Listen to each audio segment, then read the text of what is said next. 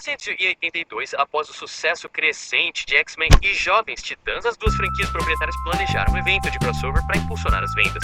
O plano acabou com Chris Claremont escrevendo o roteiro da história do presente Marvel e DC, apresentando os fabulosos X-Men e os novos Jovens Titãs, com Walt Simonson e Terry Austin cuidando da arte.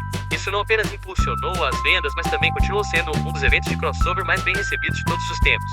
Então, sem mais delongas, vamos mergulhar no vídeo de hoje e explorar o evento de crossover. Vamos começar. Os misteriosos X-Men e os novos Jovens Titãs. O sacrifício de Metron. A história começa com Metron e o Lado Sombrio em uma conversa sobre os mistérios da Muralha da Fonte.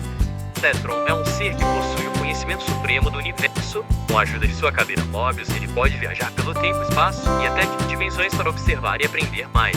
Nos quadrinhos, Metron afirma que, apesar de não ter nada a saber, ainda lhe faltava o conhecimento do que está além de uma Muralha da Fonte. Agora, o Lado Sombrio também tem curiosidade sobre adquirir poder além da Muralha da Fonte, mas ele está ciente dos riscos e limitações.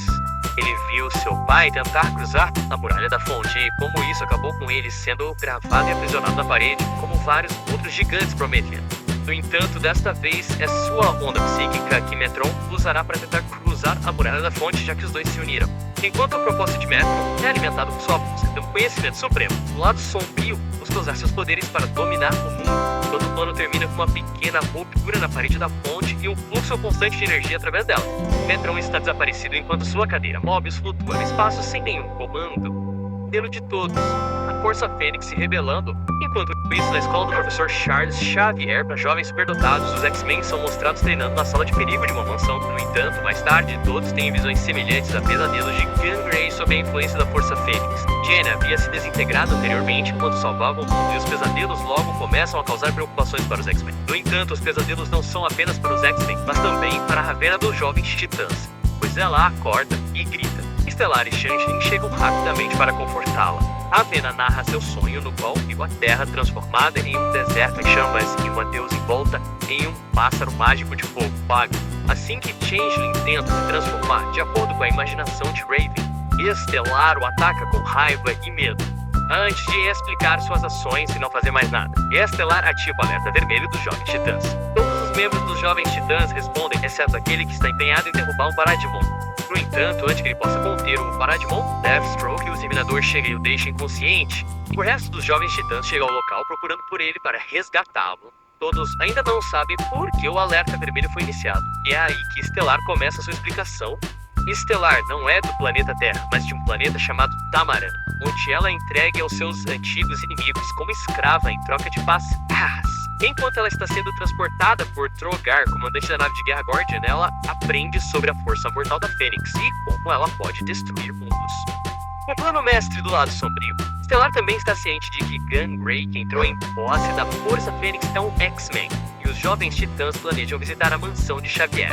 A chegada deles não é muito amigável, pois Estelar avança com grande poder e raiva em direção a Charles, que por acaso é o único presente na mansão. Os X-Men estão ocupados procurando por Jean e, curiosamente, não são os Titãs que vêm visitar os X-Men, mas também as forças do Lado Sombrio. São os comandos de choque liderados por Havok e eles chegam para capturar os X-Men para o Lado Sombrio.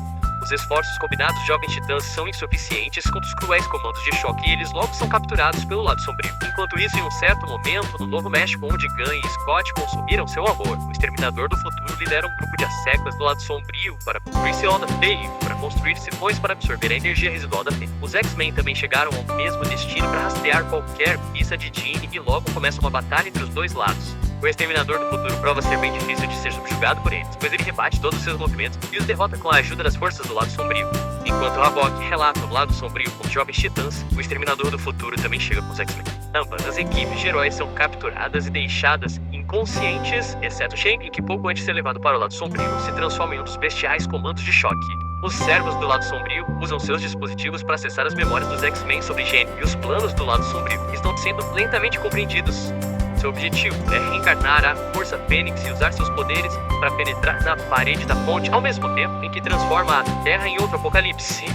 O Lado Sombrio e seus servos partem pelo tubo explosivo após o que os X-Men e os Jovens Titãs não se encontram mais presos.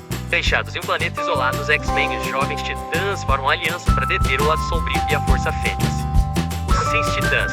Enquanto Enquanto os membros das duas equipes lutam para encontrar maneiras de retornar ao seu planeta, o radar de Cyborg detecta algo misterioso vindo em sua direção. Tudo isso é recebido pelo professor também. No final do qual eles encontram a cadeira Morbius flutuando se aproximando deles. Enquanto todos tentam descobrir o que é a cadeira, Kit casualmente se senta nela e diz como deseja voltar para casa. Imediatamente ela desaparece junto com uma cadeira e retorna imediatamente. TARDIS deduz que a cadeira pode ser controlada telepaticamente e logo se torna um farol de esperança para eles retornarem para casa. No entanto, a cadeira pode transportar apenas uma pessoa e há muitas delas. Então o Changeling se senta na cadeira e se transforma em Loki, o dragão, permitindo que outros se sentem nele e viajem. Os Stitches chegam ao centro de Nova York e Raven rapidamente sente o esconderijo do vilão. As duas equipes entram e logo são atacadas pelo Exterminador Futuro no comando de choque do lado sombrio. Após derrotados, todos entram na camada do lado sombrio, onde se preparam para transformar o núcleo instável da Terra. Os Shi'Ash criaram uma estratégia que pode ser difícil derrotar as forças do lado sombrio pela força bruta. Portanto, eles devem se concentrar mais tarde em destruir a tecnologia do lado sombrio, que será usada para transformar a Terra em Apocalipse. Enquanto a maioria dos membros dos Titãs estão encantados em lutar contra a Fênix e o lado sombrio, Changeling se transforma em um rato e começa a mastigar todos os cabos do dispositivo do lado sombrio. Quando o lado sombrio está prestes a usar seu raio ômega, Estelar direciona seu raio estelar bem em seus olhos, cegando o vilão temporariamente e derrubando-o pelos membros restantes dos X-Titãs. Ravena usa toda sua força para treinar consistentemente o poder da raiva e do ódio da Força Fênix, enquanto Charles e os X-Men preenchem o vazio com o poder do amor, algo que é a maior fraqueza da Força Fênix. Tornando-se instável, a Força Fênix toma conta do corpo de Ciclope, mas ele está no controle total, direcionando sua raiva para o lado sombrio. Ciclope usa o poder da Força Fênix e o detona com suas rajadas ópticas. O lado sombrio está gravado na parede da fonte e Metron é libertado. Quando se trata de crossover, vimos muitos arcos de história e poderia muito bem haver mais, embora não houvesse muita explicação sobre como os dois personagens de quadrinhos surgiram no mesmo universo, a história parecia se encaixar muito bem. Em outros casos, geralmente distorcedores da realidade ou seres superiores orquestram tais eventos.